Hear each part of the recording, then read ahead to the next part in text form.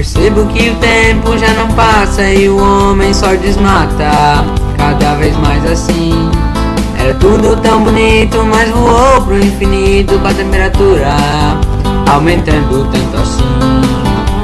Agora a terra chora, porque o mundo já está chegando ao fim.